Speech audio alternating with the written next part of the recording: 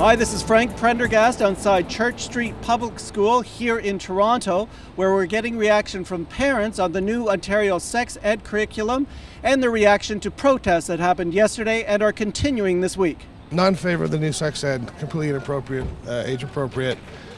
Some of the messages I agree with. My daughter does not need to find out about anal sex, oral sex, or masturbation at any age if it's not from her parents. That's my opinion. But you decided to bring your child. Were you part of the protest yesterday? We're part of the protest yesterday. Next year we'll be pulling her from all those classes. You had your children out yesterday? Yes. Why? To protest the new sex education, because I think it's my right to explain when and how to explain it to my kids. So I don't want the school to get involved in it. I think my son is in he's going to be in grade 1 in September.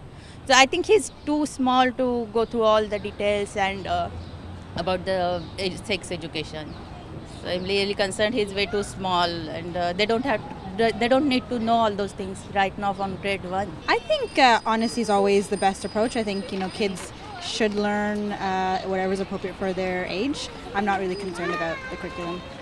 Okay. So you're not protesting? No. I don't have any strong objection to the curriculum at the moment. I think it's reasonably okay. Well, I think there's some things that are good about it, but there's some things that aren't age appropriate about it, so I think that it needs to be changed to make it more age appropriate. There's some stuff about gender fluidity that I think they're introducing it in grade 3, and that's too young for them they don't really get what that is, so there's no point bringing up things they don't need to know about at that point.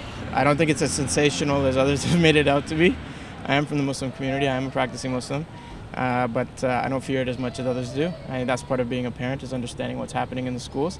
And if there's anything that I or my wife might take issue with, that's something that we could speak to our kids about. What do you think of the protests that happened yesterday and are continuing this week? What kind of message do you see that sending? There's two things.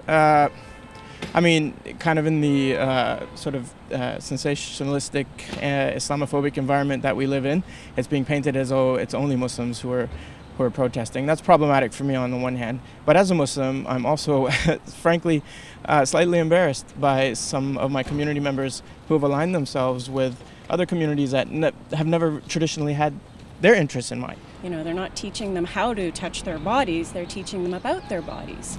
My daughter is in SK, and actually my daughter, we've been talking with her about her private parts, so to speak. We give it the name as well, but we want her to understand, because she has to know how to also protect herself. If someone does invade her space, she has to be able to say, no, those are my private parts, please don't go there. And I think that's important. What kind of message do you think the protest is sending to children who have same-sex parents? I think that's a very difficult part of this. I think that the children are the people that we really need to be focusing on, and they are the people that are getting hurt in this process. It's completely unfair. Canada is a country that accepts everybody regardless of their color, creed, race, religion, or sexual orientation, and I think that as a society we need to support the children that are growing up in this world. Okay.